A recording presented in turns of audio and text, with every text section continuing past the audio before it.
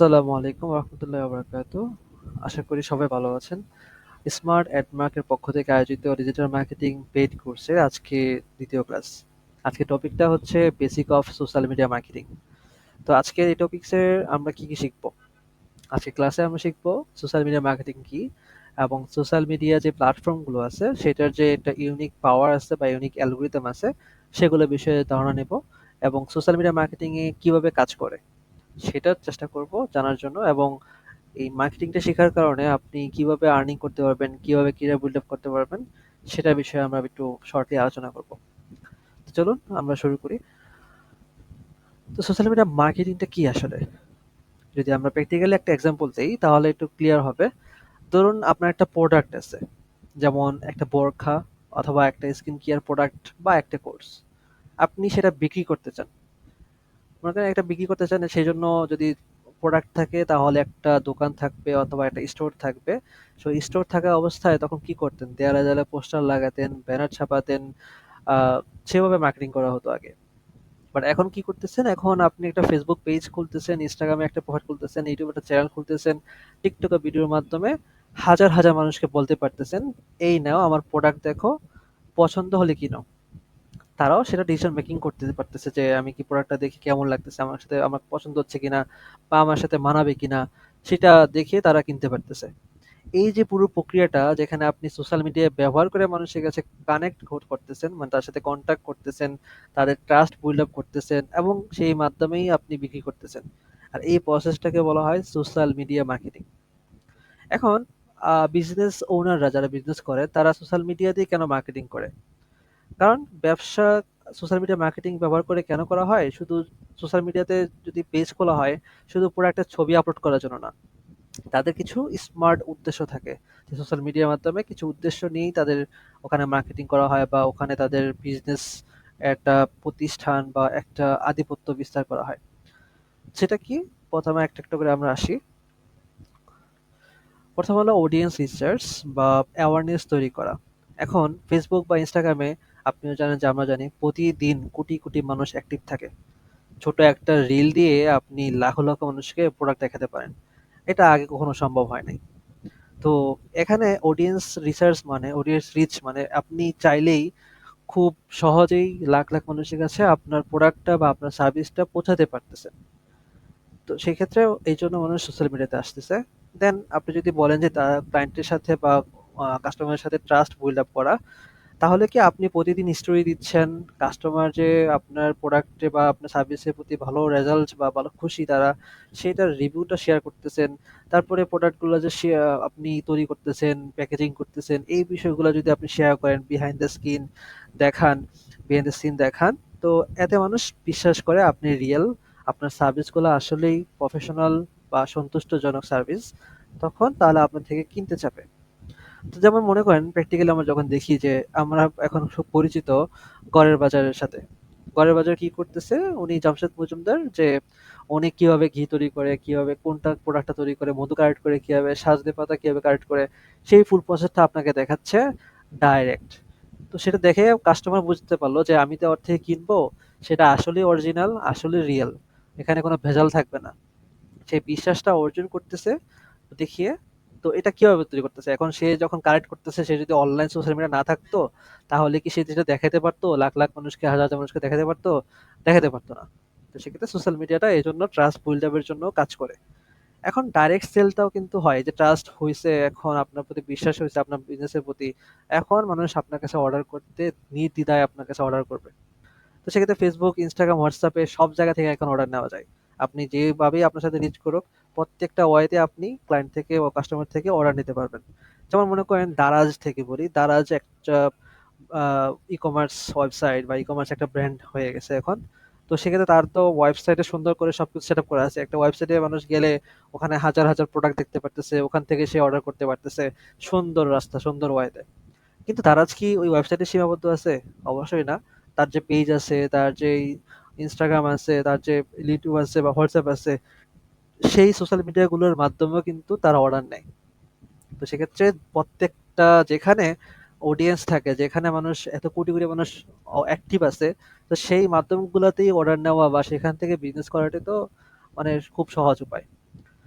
এখন দেখেন যে কাস্টমার ফিডব্যাক বা রিলেশনশিপ কাস্টমারের সাথে যদি আপনার সম্পর্ক ভালো হয়, একটা কাস্টমার আপনার থেকে ১ম কিনলো, ফার্স্ট টাইম একটা কাস্টমার আপনার থেকে ওই বরখার যদি বলি, বরখার বিজনেসটা করতেছেন, ১ম একটা বোরকা কিনলো। আপনার দেখেই যে আদার রিভিউ দেখেই আসলো। এখন ১ম কিনলো। এখন কাস্টমারের সাথে যখন কথা বলবেন, তাদের সাথে তার যে কমেন্ট করলো আপনার পোস্টে, সে আপনাকে মেসেজ করলো, সেখানে যদি আপনি রিপ্লাই দেন, তাদের সাথে ভালোভাবে ব্যবহার করেন, তাদের প্রবলেমটা বুঝার চেষ্টা করেন, তো তাদের সাথে একটা আপনার রিলেশনশিপ তৈরি হয়। তো রিলেশনশিপ তৈরি হলে আপনার প্রতি একটা ভরসা বা আপনার সাথে আলাদা সম্পর্ক তৈরি হয়। সেটার কারণে সে আপনার প্রতি বিশ্বাস অর্জন করে বা আপনার সাথে কমফোর্ট ফিল করে, তখন দেখবেন যে আপনার বিজনেস থেকে কন্টিনিউয়াসলি বারবার সে কিনতে চাবে। সে কিনবে, সে অন্য কাউকে রেফার করবে যে আমি এখান থেকে কিনেছি, তুইও কিন বা তুমিও কিনো বা আপনিও কিনেন। তো তখন এই ফিডব্যাক রিলেশনশিপটা সোশ্যাল মিডিয়ায় পসিবল হয়।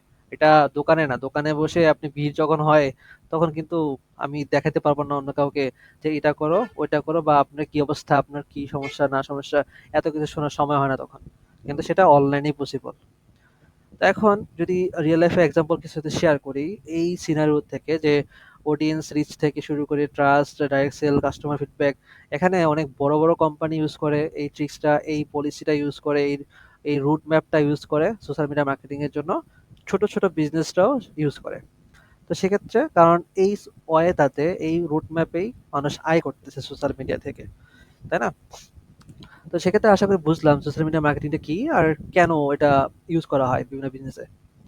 এখন চলেন যে আমরা দেখি সোশ্যাল মিডিয়া প্ল্যাটফর্মগুলোর ইউনিক পাওয়ারটা কি। ফেসবুক। ফেসবুক তো আমরা সবাই সবথেকে যত সোশ্যাল মিডিয়া প্ল্যাটফর্ম ইউজ করি, তার থেকে ফেসবুকটা আমরা সবথেকে বেশি ইউজ করি, বেশি পছন্দ করি, বেশি সময় স্পেন্ড করি ওখানে। তো এখানে ফেসবুকে যেহেতু আমরা বেশি স্পেন্ড করি, আমি নিজেও স্পেন্ড করি, আপনারা ইউজ করেন, সেক্ষেত্রে বোঝাই যায় একটা বড় সংখ্যা বা বড় একটা মানুষ বা জনতা সেই ফেসবুকটা ইউজ করতেছে, মানে বিগ ইউজার এখানে আছে। মানে যদি আপনাকে ধরা হয় যে ১০০ মানুষ আপনার প্রত্যেকটা সোশ্যাল মিডিয়া ইউজ করে, তাহলে ১০০ মানুষের ভিতরে হবে যে ৭০টা মানুষ অথবা ৬০টা মানুষ আপনার শুধু ফেসবুক ইউজ করে। আর বাকি যারা আছে তারা অন্য সব সোশ্যাল মিডিয়া ইউজ করে। তো সেক্ষেত্রে সোশ্যাল মিডিয়া মার্কেটিং এর জন্য ফেসবুকটা খুব ইম্পর্টেন্ট। এখন ফেসবুকে মানুষ কেন বেশি ইউজ করে? কারণ মানুষ বিশ্বাস করে এখানে, কারণ এখানে পরিবার থাকে, বন্ধু থাকে, পরিচিত সবাই থাকে। ফেসবুকে মেসেঞ্জারের মাধ্যমে কথা বলতেছে, তাদের সাথে বিভিন্ন পোস্ট শেয়ার করতেছে, বিভিন্ন ফিলিং শেয়ার করতেছে। সেক্ষেত্রে ফেসবুকটা একটা মানুষের বিশ্বস্ত একটা জায়গা মনে হয়, যে এখানে যেহেতু আমার পরিচিত বা আমার সারাউন্ডিং পিপলরা এখানে আমি কন্ট্যাক্ট করতে পারি। তো ফেসবুকে ব্যবসার জন্য কিভাবে আমি কাজ করতে পারি? ফেসবুকে ব্যবসার জন্য লোকাল অডিয়েন্সকে টার্গেট করা খুব সহজ, কাস্টমার তৈরি করা যায়। লাইক দ্যাট আপনি ফেসবুকে যেহেতু আছেন, ফেসবুকের কাছে তো আপনার বিষয়ে সব ইনফরমেশন আছে। তো ফেসবুককে যদি আমি টার্গেট করি, আমি একটা বিজনেস করব, তাহলে কিন্তু ফেসবুকে আমি সুন্দর মতো বলতে পারবো যে মোহাম্মদপুর অথবা গুলশান এরিয়াতে অথবা গ্রামেরও যদি টার্গেট করি, যে কোনো একটা গ্রামের, কুমিল্লা বা আদার্স কোনো গ্রাম, নোয়াখালী যত কিছু হোক, তো সেই গ্রামে শুধু আমি স্পেসিফিকলি এই গ্রামে যারা ফেসবুক ইউজ করতেছে তাদেরকে আমি টার্গেট করতে চাই, সেটা ফেসবুকেই পসিবল। ফেসবুকের কাছে আপনার ইন্ডিভিজুয়াল থাকে। আর আমরা যখন ফেসবুক আইডি ওপেন করি, তখন কিন্তু কোথায় বাস করি, কোথায় আমাদের বাসা, আমাদের হোম টাউন কোথায়, সব ইনফরমেশন কিন্তু আমরা দিই। তো সেক্ষেত্রে ওখানে স্পেসিফিকলি আমি টার্গেট করতে পারি যে কোন কোন এলাকার, স্থানীয় এলাকার বা কোন স্পেসিফিকলি কোন একটা এলাকার আমি টার্গেট করে তাহলে আমি মার্কেটিং করতে পারি বা ওখানে কাস্টমার ওখান থেকে আমি নিতে পারি, কাস্টমার বানাতে পারি। এখন ফেসবুক থেকে মার্কেটিংটা কিভাবে করা যায়? ফেসবুকে আসলে কি কাজ থাকে এজ এ মার্কেটার, বা ফেসবুক থেকে কাজগুলো কি থাকে? পেজ মার্কেটিং, ফেসবুক পেজে যে মার্কেটিং করা হয়, গ্রুপে মার্কেটিং করা হয়, তারপরে পেজে অ্যাডভার্টাইজিং আছে সেগুলা, তারপরে ইনবক্স চ্যাটের যে একটা মার্কেটিং অপশন আছে সেই অপশন করা, তারপরে কাস্টমারের সাথে রিলেশনশিপ তৈরি করাটা ফেসবুকের মাধ্যমে ইউজ করা হয়। তো সেক্ষেত্রে ফেসবুকটা হলো সব থেকে ইউজফুল বা সব থেকে পছন্দের একটা সোশ্যাল মিডিয়া প্ল্যাটফর্ম প্রত্যেকটা বিজনেসের জন্য। এখন চলে যাক ইনস্টাগ্রাম। ইনস্টাগ্রামটা হলো ভিজুয়াল একটা প্ল্যাটফর্ম। এখানে মানুষ ডিজাইনের মাধ্যমে বা বিভিন্ন ছবির মাধ্যমে ইমোশনাল কানেকশন তৈরি করে। ইমোশনাল কানেকশন বলতে আপনি ছবির মাধ্যমেই তো বুঝতে পারবেন যে সেই মানুষটা কি কষ্টে আছে না দুঃখে আছে না হাসি খুশি আছে নাকি কি সিচুয়েশনে আছে। তো ইমোশনালি কানেকশন তৈরি করে ইনস্টাগ্রামে, কারণ ইনস্টাগ্রামে মানুষ ছবি প্রকাশ করতে পারে। ওখানের অ্যালগোরিদম বা সিস্টেমটা এরকমভাবে তৈরি করা যে ওখানে মানুষ ছবি আপলোড করে ইমোশনাল কানেকশন তৈরি করবে সবার সাথে। তো এখন ব্যবসার জন্য এটা কিভাবে কাজে লাগানো যায়? ফ্যাশন, ফুড, লাইফস্টাইল, ব্র্যান্ডিং সবকিছু ইনস্টাগ্রাম বেস গ্রো করে। কারণ সেগুলো ফ্যাশনের জন্য কি মডেল, ছবি তোলে বা ছবি তৈরি করে বা রিলস বানায়, ভিডিও বানায়। ফুড, খাবারটাও কিন্তু ছবির একটা জিনিস যে দেখে ভালো লাগা, লাইফস্টাইল কিভাবে হয়, ব্র্যান্ডিং তৈরি করা, ব্র্যান্ডিং এটা বিল্ড আপ করা, সবকিছুর ইনস্টাগ্রাম বেস গ্রো করে। তো এখন ইনস্টাগ্রামে আমরা কিভাবে কাজ করা যায়? ইনস্টাগ্রামে মার্কেটিংটা কিভাবে কাজ করা যায়? রিলস মার্কেটিং, ইনস্টাগ্রামে রিলস ইউজ করা হয়, সেগুলো মার্কেটিং করা যায়। স্টোরি মার্কেটিং করা যায়, ইনফ্লুয়েন্সার মার্কেটিং করা যায় এবং ইনস্টাগ্রামে ব্র্যান্ড বিল্ড আপ করা যায়। তো এটা বিষয়ে আস্তে আস্তে আমরা সব জানবো যখন ইনস্টাগ্রাম মার্কেটিং এ যাবো, সেগুলো সব জানবো। এখন আমরা নেক্সট সোশ্যাল মিডিয়াতে যাই। নেক্সট হলো ইউটিউব।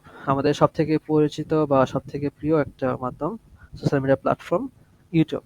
এখানে আমরা নরমালি কি দেখি? বিনোদন পারপাস, কোনো একটা শিখতে যদি চাই, কোনো একটা টিউটোরিয়াল দেখতে চাই, লাইফ স্টাইলের টিউটোরিয়াল বা আদার্স যে কোনো টিউটোরিয়াল, আমরা সোজা ইউটিউব চলে যাই। ইউটিউবে যে সার্চ দিই, এটা কিভাবে করতে হয়, এটা কিভাবে কি করে না করে সবকিছু ইউটিউবে যেয়ে জিজ্ঞেস করি। তো এখন ইউটিউবে আমরা ইউজ করতেছি, ইউটিউব হলো ভিডিও কন্টেন্ট, সেখানে পাওয়া যায়। মানুষ এখানে সমস্যার সমাধান খোঁজে, গাইড পায়, গাইডলাইন এখান থেকে পায়, রিভিউ দেখে।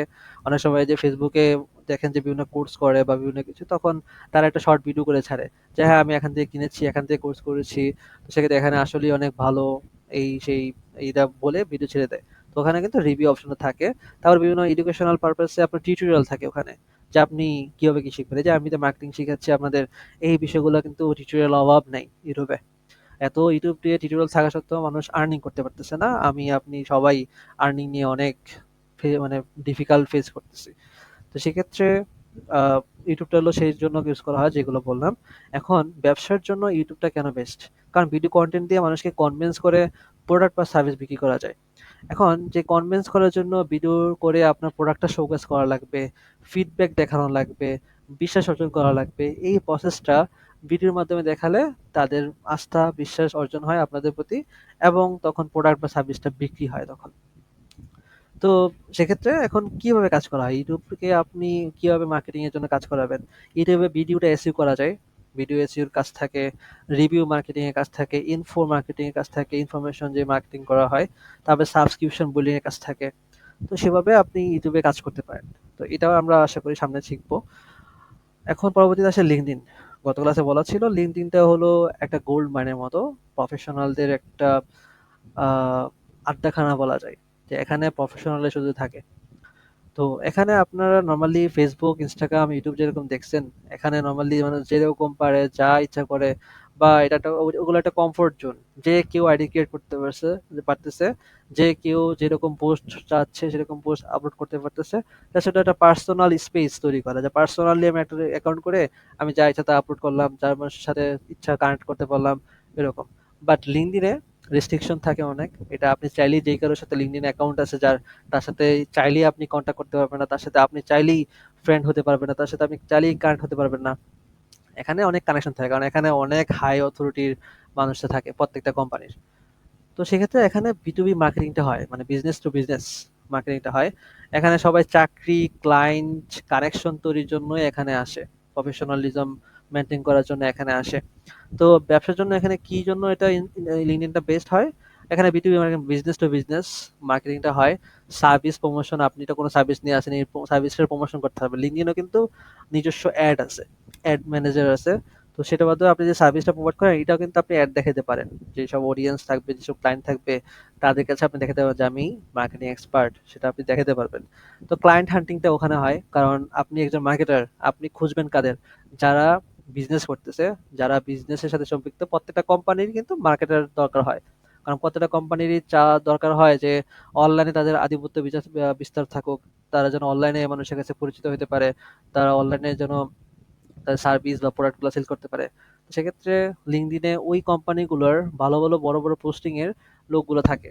সেখানে আইডেন্টিফাই দেখা যায় যে এই কোম্পানির সিইও, এই কোম্পানির ম্যানেজার, এই কোম্পানির মার্কেটার, এই কোম্পানির ডিজাইনার, এরকম এরকম থাকে। তো তাদের কাছে আপনি যদি যান, তা আপনার স্কিলটা যদি দেখান, তখন আর সেখানে এই ওয়েতে আপনি ক্লায়েন্ট হান্টিং করলেন, তারপরে তাদের সাথে নেটওয়ার্কিং তৈরি করা বা তাদের সাথে কানেকশন তৈরি করা, তাদের সাথে কনভারসেশন করা, সেই ওয়েটা হলো লিঙ্কডইন। লিঙ্কডইনটা হলো প্রফেশনালিজমের জন্য একটা সবথেকে বেস্ট প্লেস, জবের জন্য বলা যায়, বা ক্লায়েন্টের বা বিজনেস টু বিজনেস মার্কেটিং এর জন্য। এখন লিঙ্কডইনে কিভাবে কাজ করা যায়? প্রফেশনাল টাইপের পোস্ট দিতে হয় LinkedIn-এ, কেস স্টাডি রিলেটেড পোস্ট দিতে হয়। তারপরে প্রোফাইলটা সুন্দরমতো অপটিমাইজড করতে হয়। তারপরে ক্লায়েন্টের সাথে হান্টিং বা ক্লায়েন্টের সাথে কথা বলা, ক্লায়েন্টের ম্যানেজমেন্ট, লিড কালেকশন, এগুলো হলো মার্কেটিং এর একটা পার্ট। LinkedIn-এ যেভাবে মার্কেটিং করে। এখন চলেন আমাদের সবথেকে প্রতীক্ষিত একটা সোশ্যাল মিডিয়া, TikTok। টিকটকটা কি? টিকটকটা আমরা সবাই জানি। এটা মানুষ সবাই জানে যে টিকটকে ভাইরাল হওয়ার জন্য টিকটক সবথেকে বেস্ট অপশন। তাই না? তো এখানে ভাইরাল ভাবে কেন হয়? কারণ এখানে মানুষ রিলস ডিপেন্ড করে, যেহেতু ফেসবুকে যদি আপনি এটা আপনার পেজে হোক বা পোস্টে আপনার আইডিতে হোক একটা পোস্ট দিলেন, সেটা যতটা না রিচ হবে, যদি আপনি রিলস দেন, রিলস ভিডিও বানিয়ে দেন, সেটা দেখবেন যে তার থেকে ডাবল হচ্ছে ভিউটা। কারণ মানুষ এখন ভিডিও দেখতে পছন্দ করে, ভিজুয়াল দেখতে পছন্দ করে, পড়ালেখার থেকে, মানে পড়বে একটা রিডিং পড়বে, সেটার থেকে ভিজুয়ালটা খুব পছন্দ করে। তো সেক্ষেত্রে টিকটকটা যেহেতু ফুললি একটা রিল রিলেটেড, একটা রিলস বানানোর জন্য একটা প্ল্যাটফর্ম, এখানে কোনো পোস্ট করা যায় না, শুধু রিলস বানানো যায়, কন্টেন্ট গুলাই শুধু রিলসের কন্টেন্ট, সেক্ষেত্রে আপনার এখানে ভাইরাল হওয়ার পসিবিলিটি খুব বেশি থাকে। সেজন্য মানুষ এখানে যা পারে তাই ভিডিও করে ছাড়ে, আর ভাইরাল হয়, সেটা যদি ওরকম ভাবে হয় আর কি, ভাইরাল হওয়ার মতো কন্টেন্ট হয়। তো এখন এখানে আপনার ইয়ং অডিয়েন্স টার্গেটিং থাকে। এখন টিকটক তো আমরা জানি যে মানুষ উল্টাপাল্টা ভিডিও করে, মানে ভিডিওগুলোর জাস্ট কোনো মিনিং থাকে না। যে পারতেছে সেই হোক, এডুকেটেড হোক, আনএডুকেটেড হোক, যা পারতেছে তাই জাস্ট ক্যামেরা অন করে ভিডিও করে ছেড়ে দিচ্ছে। তো এখন এখানে আমার মার্কেটিং বা কোনো একটা প্রোডাক্ট বা সার্ভিস নিয়ে কি মার্কেটিং করবো? এটা করে লাভটা কি? এখানে আমার কোনো কাজ হবে? অবশ্যই। বিকজ টিকটকের জন্য যে আপনি এখানে যারা থাকে তারা মোস্টলি 90% ইউজারই কিন্তু ইয়ং অডিয়েন্স, মানে অ্যাডাল্ট যারা আছে তারা। তো এখন আপনি যদি কোনো একটা ড্রেসের বিজনেস করেন, কোনো একটা পোশাকের বিজনেস করেন, তখন আপনার জন্য টার্গেট বা আইডিয়াল কাস্টমার কারা? ইয়ং অ্যাডাল্ট যারা আছে তারাই। কারণ তারা ফ্যাশন প্রেমিক, তারা খুব পছন্দ করে বিলাসিতা, খুব স্টাইল পছন্দ করে। তো সেক্ষেত্রে আপনি যদি টিকটকে যান, টিকটকের যে আলাদা একটা অ্যাডের একটা ম্যানেজার আছে, সেভাবে যদি টার্গেট করে, কারণ টিকটকের কাছে তো টিকটকারদের ইনফরমেশন আছে যে কারা কি পছন্দ করে, কেমন পছন্দ করে। তো টিকটকের মাধ্যমে কিন্তু অ্যাড রান করে সুন্দর মতো আপনি আপনার প্রোডাক্ট সার্ভিসটা ওদের কাছে পৌঁছাতে পারেন। টিকটকের মাধ্যমে আপনার পেজে অথবা টিকটক অ্যাকাউন্টে আপনি আপনার প্রোডাক্টের রিলস বা আপনার সার্ভিসের রিলস বা ভিডিওগুলো আপনি দেখাতে পারেন। যারা আপনার আইডল কাস্টমার তারা তো দেখবেই, তাই না? তো সেক্ষেত্রে টিকটকটাও একটা মার্কেটিং এর সপ্তাহে অংশ। যেহেতু ট্রেন্ডের সাথে মার্কেটিংটা হলো, ট্রেন্ডের সাথে ম্যাচ থাকতে হয়। তো টিকটকটা যেহেতু এখন ট্রেন্ডিং এ আছে, টিকটক অ্যাপটা ভিউজ বাড়ার জন্য বা ভাইরাল হওয়ার জন্য, সেক্ষেত্রে মার্কেটিং এর জন্য এটাও একটা সব থেকে ইম্পর্টেন্ট একটা পার্ট। এখন চলেন আমরা যাই সোশ্যাল মিডিয়া মার্কেটিং কিভাবে কাজ করে। সোশ্যাল মিডিয়া মার্কেটিং এর প্রথম পার্টটা হলো অডিয়েন্স রিসার্চ করতে হয়। অডিয়েন্স রিসার্চ মানেটা কি? কারা আপনার টার্গেট? মানে আপনি যে বিজনেস করবেন, আপনি টার্গেট কারা? টার্গেট করে তো কাজ করতে হবে। আপনি যদি টার্গেট না করে, যাদের কাছে টার্গেট করা দরকার, টার্গেট না করে আপনি যদি মার্কেটিং করতেছেন সবাইকে ধরে, ছেলে, মেয়ে, যত বয়স, ছোট বাচ্চা থেকে শুরু করে বয়স্ক সবাইকে টার্গেট করে জাস্ট অ্যাড রান করতেছেন বা মার্কেটিং করতেছেন, আপনার সময়টাও বৃথা যাবে। আপনি যদি টাকা খরচ করেন, সেই টাকাটাও বৃথা যাবে। তো সেক্ষেত্রে আপনার বুঝতে হবে যে আপনার আপনার সার্ভিস বা প্রোডাক্টের জন্য ইন্টারেস্টেড অডিয়েন্স কারা, ইন্টারেস্টেড কাস্টমার কারা, ইন্টারেস্টেড সোশ্যাল মিডিয়া ইউজার কারা। মনে করেন আপনি মেয়েদের ড্রেস বিক্রি করেন, তাহলে আপনার টার্গেট হতে হবে 18 থেকে 30 বছরের ভিতরের মেয়েদের, ফ্যাশন নিয়ে আগ্রহ বেশি থাকে, তো তাদেরকে টার্গেট করতে হবে। তাহলে আপনি মেয়েদের ড্রেস বিক্রি করে তারা লাভবান হতে পারবেন। আবার আপনি যদি চান যে কোর্স বিক্রি করতে চান, তাহলে আপনার চাকরি বা স্টুডেন্টদের 20 থেকে 28 বছরের ছাত্র বা ফ্রেশারদের টার্গেট করতে হবে। ঠিক আছে? এখন অডিয়েন্স রিসার্চটা আপনি কিভাবে করবেন? মানে এটার কিছু সেকশন বা ক্যাটাগরি থাকে। একটা হলো বয়স, ডিভাইড করা যায়। বয়স হিসেবে আপনি টার্গেট করতে পারেন। তারপরে জেন্ডার হিসেবে টার্গেট করা যায়। লোকেশন, স্পেসিফিক ভাবে বাংলাদেশ অথবা বাংলাদেশের বাইরে কোনো একটা এলাকা, এলাকার ভিতরে কোনো একটা জেলা, কোনো একটা বিভাগ, বিভাগের কোনো গ্রাম বা শহর, আহ, কোনো একটা স্পেসিফিক এরিয়া, মিটারও দেওয়া যায় যে 10 মিটার, 20 মিটার, 25 মিটারের ভিতরে আমি শুধু অ্যাড করতে চাই। স্পেসিফিক ভাবে যত স্পেসিফিক করতে চান লোকেশন, তত স্পেসিফিক করতে পারবেন। তারপরে আগ্রহ, আমরা ফেসবুকে সবাই আগ্রহ তো সেম হয় না, সবার ইন্টারেস্ট তো সেম হয় না। আমি যে ভিডিওগুলো বা যেই পোস্টগুলো দেখতে পছন্দ করি, আপনি আশা করি সেগুলো পছন্দ করেন না। কিছু মিলতেই পারে, বাট আপনার ইচ্ছা বা ইন্টারেস্ট আলাদা থাকবে, আমারও ইচ্ছা বা ইন্টারেস্ট আলাদা থাকবে। তো সেক্ষেত্রে সেভাবেও কিন্তু টার্গেট করা হয় যে অডিয়েন্সের যে আগ্রহ আছে বা ইন্টারেস্ট আছে সেই অনুযায়ী। তারপরে কোন প্ল্যাটফর্মে আপনি বেশি থাকতেছেন সেটা চেক করে আপনি আলাদা যারা ফেসবুকে আগ্রহ আছে, যারা ফেসবুকে থাকতেছে তাদেরকে টার্গেট করবো বেশি। যারা ইনস্টাগ্রামে আছে, যদি ইনস্টাগ্রামের উপর টার্গেট করতে হয় তাহলে ইনস্টাগ্রামে যারা অ্যাক্টিভ আছে তাদের ইনস্টাগ্রামে টার্গেট করবো। তো লাইক দ্যাট আপনি যদি মনে করেন ঢাকাতে থাকে এরকম 20 থেকে 30 বছরের ছেলে মেয়েদেরা মেকআপ বা ড্রেস নিয়ে যদি রিলস দেখে, তাদের টার্গেট করা যায় ফ্যাশন টাইপের বিজনেস এর জন্য। ঠিক আছে? তো লাইক দ্যাট অডিয়েন্স রিসার্চটা হলো আপনার এভাবেই কাজ করে। তো এখন এঙ্গেজমেন্টে যাই। এঙ্গেজমেন্টটা কেন দরকার? এখন আপনি যে কাজ করতেছেন, আপনি এঙ্গেজমেন্ট হবেন, কানেক্ট যদি না হতে পারেন, যে তাদের টার্গেট করলেন বা তাদের সাথে তো আপনার কানেক্ট হওয়া লাগবে। টার্গেট করলেন, চিনে রাখলেন বা আইডেন্টিফাই করে রাখলেন যে তারা হলো আমার ইন্টারেস্টেড ক্লায়েন্ট, মানে তাদের কাছে আমি বিক্রি করতে পারবো, তাদের আগ্রহ আছে আমার প্রতি। এই জায়গার মানুষগুলা আগ্রহ আছে। ঢাকা শহরের মানুষের আগ্রহ আর গ্রামের আগ্রহ তো একরকম না, তাই না? তো সেক্ষেত্রে আমি যদি সিলেক্টও করলাম ঢাকা শহরের মানুষ স্টাইলিশ, তো সেক্ষেত্রে আমি তাদেরকে টার্গেট করবো। বাট তাদের সাথে আমার কানেকশনটা কিভাবে হবে? তাদের জন্য কন্টেন্ট ক্রিয়েশন করতে হবে। কন্টেন্টের মাধ্যমে কন্টেন্টে তারা কমেন্ট করবে, লাইক করবে বা কন্টেন্টের সাথে চ্যাট অপশন বা call to action button add করা যায়।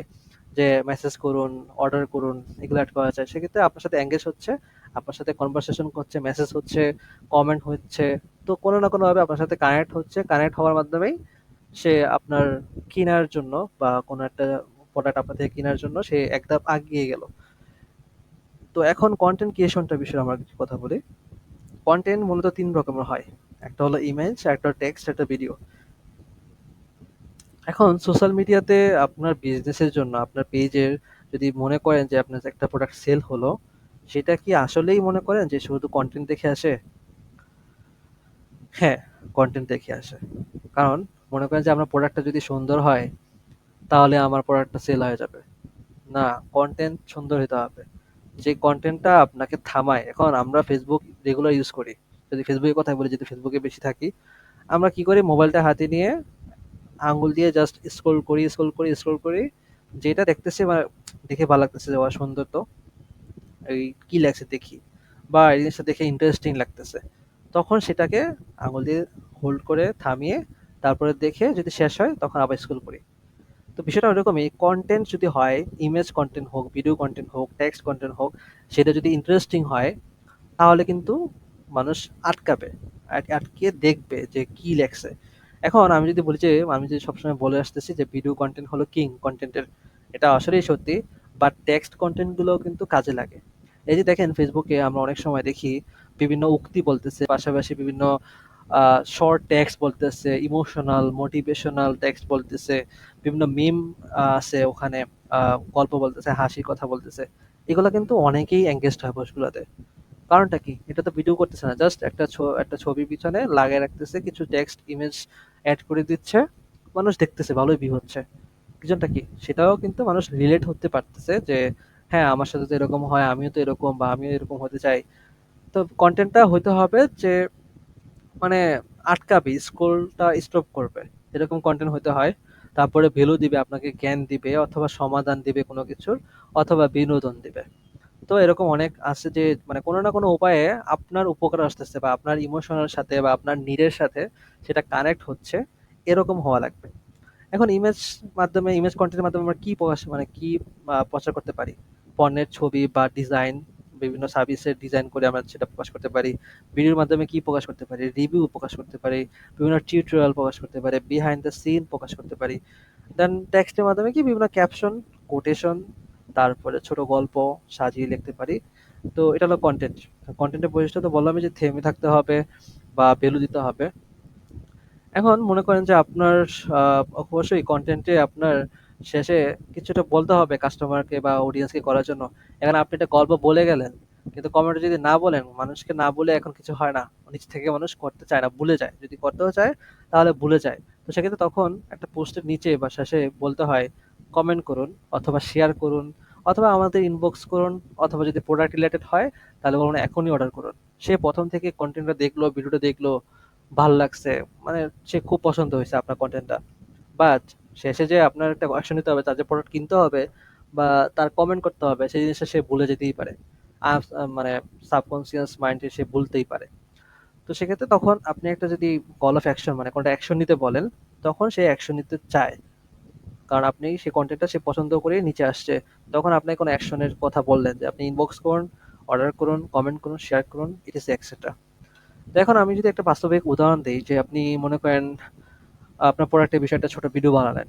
৩০ সেকেন্ডের ভিডিও, ৩০ সেকেন্ডে দেখালেন আপনার প্রোডাক্টটা, ঘুরিয়ে ফিরিয়ে দেখালেন যে প্রোডাক্টটা কেমন, কি না কি। এখন প্রোডাক্টটা ব্যবহার কিভাবে করতে হয় সেইটাও দেখালেন। তো দেখে কাস্টমারটা মনে করলো যে হ্যাঁ, সুন্দর তো। এখন প্রোডাক্টের পরে যদি ভিডিওর পরে যদি আপনি লাস্টে না লেখেন যে অর্ডার করুন, এখন অর্ডার করুন, এরকম যদি অ্যাকশন না দেন, তাহলে সে ভিডিওটা দেখে জাস্ট স্ক্রল করে চলে যাবে। সে অর্ডার করবে না। আ সে এটাতে ইন্টারেস্ট হারায় ফেলবে। মানে সে দেখে জাস্ট স্ক্রল করে ফেলছে। দ্যাটস দ্যাটস মিনস সে আর এটাতে নাই। সে অন্য কোনো প্রোডাক্ট বা অন্য কোনো ভিডিওতে চলে গেছে। তো এটা হলো কনটেন্ট বিষয় গেল। প্রমোশনের বিষয়টা যদি হয়, প্রমোশনাল মাধ্যমে হলো যে আপনার আ মানে প্রোডাক্টগুলা আপনার বিক্রি করানো। এখন কনটেন্টে অর্গানিক পোস্ট দিলে ভালো। কিন্তু সেটাকে রিচ বাড়াতে হলে অ্যাড দিতে হয়। আপনি অর্গানিক পোস্ট মানে পোস্টটা দিচ্ছেন বিভিন্ন এসইও ইউজ করে, হ্যাশট্যাগ ইউজ করে, কিওয়ার্ড ইউজ করে, বাট বেশি রিচ হবে না। কারণ ফেসবুক যেহেতু একটা প্রতিষ্ঠান, তাদের তো কর্মচারী আছে, তাদের তো স্যালারি দিতে হয়। তারা ফেসবুকটা খুলছে মানুষকে শুধু ফ্রিতে কথা বলা বা কমিউনিকেশন করার জন্য, বিজনেস করার জন্য না। তাদেরও তো বিজনেস আছে, তাই না? তো সেটার জন্যই তারা এখন বিজনেসটার প্রতি এত ফোকাস দিচ্ছে যে আগে ২ বছর আগেও ২০২৩ সালেও কিন্তু অর্গানিকলি অনেক ভালো গ্রো হতো। যে হ্যাশট্যাগ ভালোভাবে ইউজ করা যেত, কিওয়ার্ড ইউজ করা যেত, পোস্টগুলোতে এমনিতেই অটোমেটিকলি অনেক রিচ হতো, অনেক মানুষের কাছে পৌঁছাতো। বাট এখন ওদের অ্যালগোরিদম ওই দিক থেকে একটু মানে কিপটা হয়ে গেছে যে এমনি অটোমেটিকলি রিচ হয় না, খুব কম হয়। যারা ফলোয়ার আছে তাদের কাছে যায়, বাট সেটাও খুব কম হয়। তো সেই জন্য বুস্টিং বা অ্যাড এর মাধ্যমে যেন তারা টাকা খরচ করে রিচ করার জন্য, ফলোয়ার আনার জন্য, সেল আনার জন্য, সেই জন্য সিস্টেমটা করছে যে প্রমোশন করতে হবে। প্রমোশন না করলে তোমার পোস্ট, তোমার প্রোডাক্ট আমি মানুষের কাছে নিয়ে যাব না। তো সেই জন্যই প্রমোশনটাও দরকার হয়। শুধু জাস্ট কন্টেন্ট দিয়ে গেলে, অর্গানিকলি পোস্ট করলেই হয় না। তো অ্যাড কেমন দিতে হয়, নতুন অডিয়েন্স যদি ধরতে চান, নতুন অডিয়েন্সের কাছে যাইতে চান, তাদের সাথে আপনার বিজনেসটা পরিচিত করাতে চান, তাদেরকে সাথে কথা বলে তাদের থেকে সেল আনাতে চান, তাহলে নতুন অডিয়েন্স ধরার জন্য অ্যাড ক্যাম্পেইন দিতে হবে। তারপরে ভিজিটরকে ফেল মনে করেন আপনার পেজে আসছে, পেজে ফলো করে নাই, পোস্ট দেখে গেছে, পোস্টে কমেন্ট করে নাই, আপনার তো এঙ্গেজ হলো না। ফেসবুকের কাছে তো সেটা আসছে যে আপনার পেজে ঘুরে গেছে সে, কিন্তু সে কিছুই করে নাই, চুপি চুপি চুপি আসছে, চুপি চুপি চলে গেছে। তো অ্যাড রান যদি করেন, তাদেরকে টার্গেট করে যে যারা আমার কাছে আসছিল, তাদেরকে কাছে আমার আবার অ্যাড দেখাও যে আমার কিন্তু প্রোডাক্টের অফার আছে, ডিসকাউন্ট আছে। তাদের কাছে গেলে তখন তারা আবার মনে পড়ে যায় আপনাকে যে হ্যাঁ, আমি তো এই পেজে গেছিলাম, তো সেক্ষেত্রে ভালোই লাগছিল, তো এখন যেহেতু অফার আসছে সেক্ষেত্রে কিনে ফেলি। তো সেটা এখন পণ্যের বিক্রি করার জন্য কিন্তু আলাদাভাবে অ্যাড রান করা যায়। আপনি প্রোডাক্ট নিচ্ছেন, মানুষ দেখতেছে রেগুলার, বাট কোনো একটা ডিসকাউন্ট দিচ্ছেন, কোনো সময় মনে করেন ঈদের সময়, কোনো একটা সিজনাল অবস্থায়, মানে কোনো একটা মৌসুমে আপনি ডিসকাউন্ট দিচ্ছেন, অফার দিচ্ছেন, সেটা আপনি অডিয়েন্সরা কিভাবে জানবে? সেটা যদি দেন, তাহলে মানুষ পুরো বাংলাদেশে, ঢাকাতে যদি তারা থাকে, তাদের যদি শেয়ার করেন যে এই যে আমরা কিন্তু অফার দিচ্ছি ঈদের জন্য, সেক্ষেত্রে কিনতে পারো। লাইক দ্যাট আপনি যদি বলেন যে আপনার একটা ড্রেসের বিজনেস আছে, এখন সেক্ষেত্রে আপনি ১,০০০ টাকা খরচ করে ফেসবুকে আপনার কোনো স্পেসিফিকলি একটা লোকেশন, জেন্ডার অথবা ইন্টারেস্ট বেসড টার্গেট করে আপনি অ্যাড রান করলেন। তখন সেখানে তাদেরকে বলতে পারেন ঈদে নতুন কালেকশন আসছে।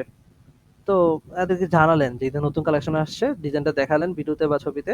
তখন কিন্তু দেখবেন যে তাদের আগ্রহ বাড়তেছে, ডিসকাউন্ট আসছে বা নতুন কালেকশন আসছে, তখন তারা কিনতে আগ্রহ হবে। তো এখন ওখানে যে আরেকটা বিষয় আছে, ওখানে হয়তো আরেকটা বিষয় স্কিপ করে গেছিলাম, যে আপনার এঙ্গেজমেন্টের ক্ষেত্রে, এঙ্গেজমেন্টটা কতটা ইম্পর্টেন্ট এই ক্ষেত্রে। আপনি প্রমোশন করেন, কন্টেন্ট করেন আর যাই করেন, এঙ্গেজমেন্ট যদি ঠিক না হয়, তাহলে আপনার সেলটা হবে না। কারণ কি, আপনার এঙ্গেজমেন্টের ভিতরে যে লাইক, কমেন্ট, শেয়ারের সাথে পাশাপাশি ইনবক্সও কিন্তু আছে, চ্যাট করা।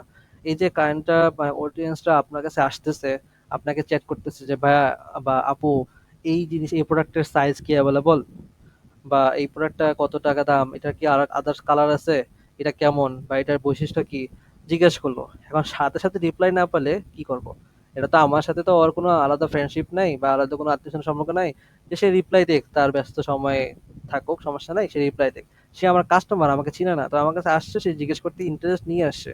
এখন আমি যদি দেরি করে বললাম যে এটা এরকম দেরি করে, তো দেখা যায় যে ৮০% কাস্টমারই অন্য কোথাও থেকে ইয়ে নিয়ে আসছে। কারণ আমি যদি দেখি যে আমার এখন লাগবে একটা ব্যাগ লাগবে, এখন আমি ফেসবুকে সার্চ দিলাম ব্যাগ বলে বা অ্যাড দেখলাম ব্যাগ বলে, তখন কিন্তু আমি একজনের কাছে নক দিলাম যে ভাই এই ব্যাগের দাম কত, সে রিপ্লাই দিল 2 ঘন্টা পরে।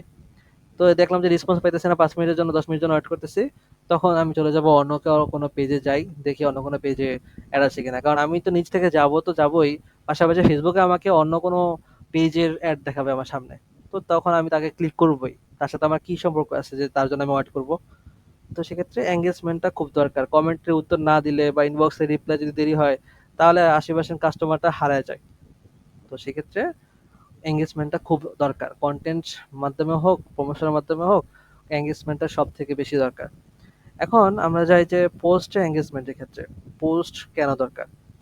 এই যে পোস্টে আমরা দিব, পোস্টে যদি কখন, কোথায়, কিভাবে পোস্ট করব, সেটাও কিন্তু একটা ইম্পর্টেন্ট হিসাবে কাজ করে, ইম্পর্টেন্ট একটা কাজ সোশ্যাল মিডিয়া মার্কেটিং এর জন্য। কারণ সময়টা আবার রেগুলার পোস্ট করাটা সব থেকে ইম্পর্টেন্ট। কারণ কি? এখন আপনার অডিয়েন্স কখন অনলাইনে থাকে, কোন দিন পোস্ট করলে বেশি রিচ হয়, আপনি সপ্তাহে কয়টা পোস্ট করবেন, সেটা জানাটা কিন্তু দরকার। কারণ আপনি যদি আপনার অডিয়েন্স বা ক্লায়েন্ট বা কাস্টমাররা অনলাইনে অ্যাক্টিভ থাকে দুপুরে, আপনি রাত 2টা 3টার দিকে যদি তাদেরকে পোস্ট করেন, তাহলে তো তাদের ফিডে তো অলরেডি কিন্তু তারা যারা যেসব পেজে ফলো দিচ্ছে, সেসব পেজের যা পোস্ট করতেছে সেটা কিন্তু তার ফিডে এসে জমা হচ্ছে। এখন আপনি যে সময়টা পোস্ট করতেছেন রাত 2টা 3টার দিকে, এখন যারা সকালে পোস্ট করতেছে, তাদের পোস্টটা তাদের সামনে আগে আসবে না, আপনারা তো নিচে পড়ে যাবে। তো সেজন্য তারা যখন অ্যাক্টিভ থাকে তখন পোস্ট করা, যখন তারা স্ক্রল করবে তখন হঠাৎ করে আপনার পোস্টটা সামনে এসে পড়বে, দেখাবে যে 2 আওয়ার মানে 2 মিনিটস অ্যাগো বা 10 মিনিট আগে, 20 মিনিট আগে দেখাবে। তো সেক্ষেত্রে তখন মানুষ দেখবে যে দেখি তো প্রোডাক্টটা কোন প্রোডাক্ট নিয়ে আসছে বা কোন কালেকশন নিয়ে আসছে, তখন সেটা জানা দরকার। তারপরে কোন দিনগুলোতে মানে রিচ বেশি হয়, যেমন উইকেন্ডে, বন্ধের দিনগুলোতে বা কোনো একটা ছুটির দিন, ভ্যাকেশনে বেশি মানুষ ফেসবুক ইউজ করে। তো ওই সময় মানুষের রিচ বেশি হয়। তো সপ্তাহে কয়টা পোস্ট করবেন, যেহেতু রেগুলার কনসিস্টেন্সি মানে রেগুলার একটা পর একটা পোস্ট করা দরকার। কারণ ফেসবুকের অলগোরিদম বা সোশ্যাল মিডিয়া অ্যালগোরিদমে এটা, যে আপনি যত বেশি পোস্ট করবেন তত ফেসবুক মনে করবে যে এটা আসলে অথেন্টিক। তো সেই ক্ষেত্রে ফেসবুকের পোস্ট স্ট্র্যাটেজিটা বা সোশ্যাল মিডিয়া পোস্ট স্ট্র্যাটেজিটা খুব ইম্পর্টেন্ট। কারণ বিভিন্ন আপনি যেই ক্যাটাগরি নিয়ে বা যে নিশ নিয়ে কাজ করবেন, তাহলে সেটার আলাদা আলাদা ক্যাটাগরি থাকে। লাইক দ্যাট আপনি ফ্যাশন নিয়ে যদি বিজনেস করেন, তাহলে সন্ধ্যার দিকে পোস্ট করলে বেটার হয়। কারণ সন্ধ্যার সময় মানুষ অফিস হোক, যত কাজ হোক, ফ্রি হয়ে বাসায় বসে একটু আহ, মানে ফ্রি সময় স্পেন্ড করে, তখন বসে বসে একটু রিল্যাক্স মাইন্ডে থাকে।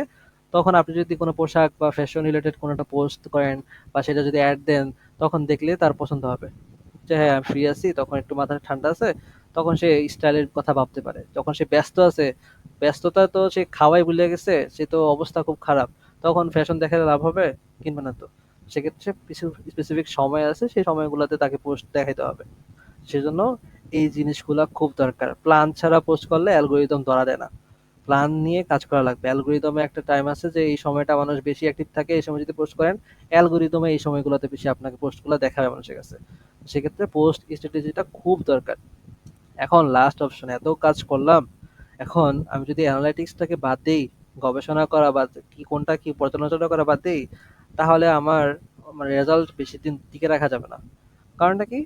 পোস্ট করার পরের কাজটাই হলো পর্যালোচনা করা। এই যে অডিয়েন্স রিসার্চ করলেন, তাদের সাথে এঙ্গেজ করলেন, তারপরে কন্টেন্ট বানালেন তাদের, তো তাদের জন্য তাদেরকে প্রমোশন করলেন, তাদের পোস্ট কোথায় কখন কিভাবে করবেন সব প্ল্যান সেট আপ করলেন, সব ভাবে সুন্দর মতো সপ্তাহে প্রতি সপ্তাহে কাজ করে গেলেন।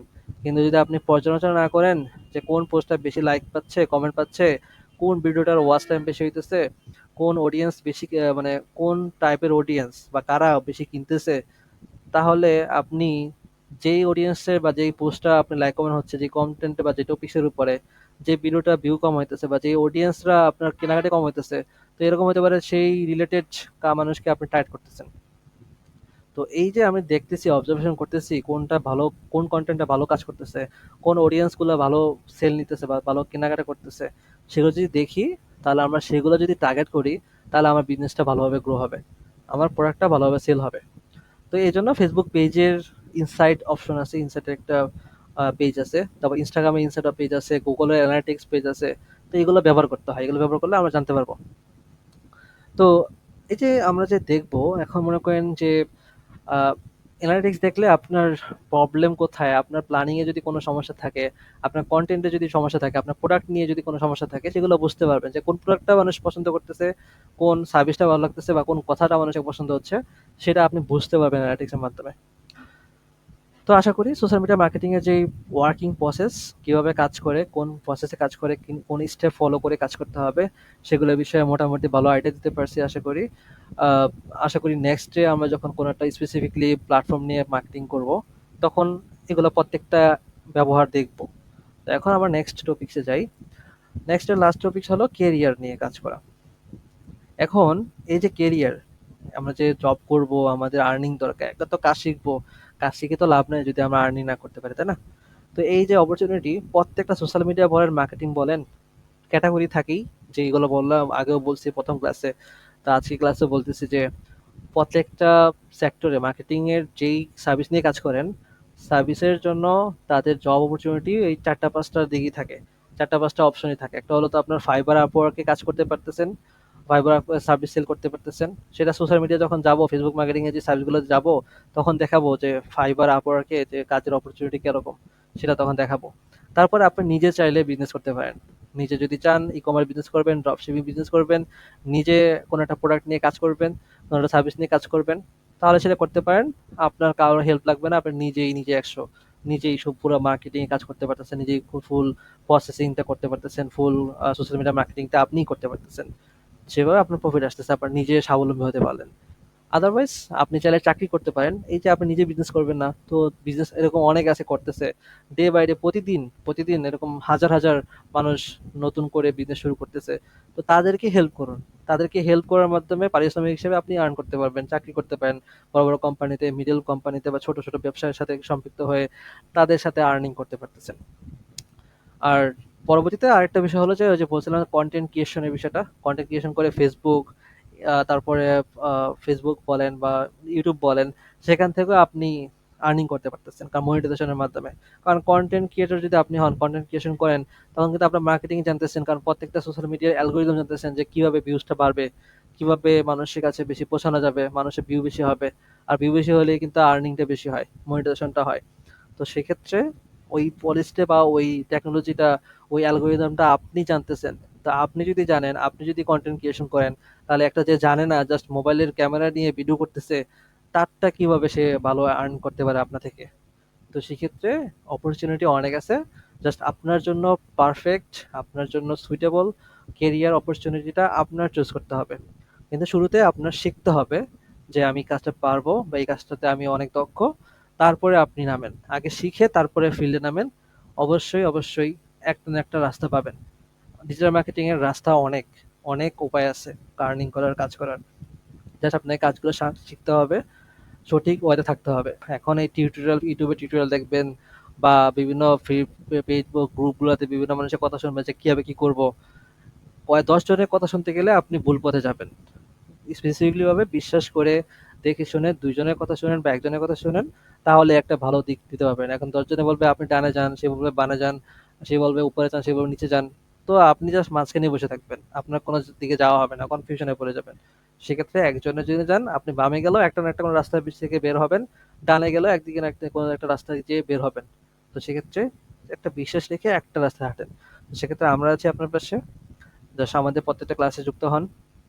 আশা করি আমাদের সাথে ভালো একটা ফিউচার ক্রিয়েট হবে আপনাদের, ইনশাল্লাহ। তো আশা করি আজকের জন্য আমাদের দ্বিতীয় ক্লাসটা এতটুকুই। আমাদের তৃতীয় ক্লাসে আমাদের ফেসবুক মার্কেটিং নিয়ে কাজ, মানে ক্লাস হবে প্র্যাকটিক্যালি। তো সেই ক্লাসগুলোতে অংশগ্রহণ করার জন্য অনুরোধ রইল। ধন্যবাদ সময় নিয়ে দেখার জন্য বা ক্লাস করার জন্য। থ্যাংক ইউ, আল্লাহ হাফেজ। দেখা হবে।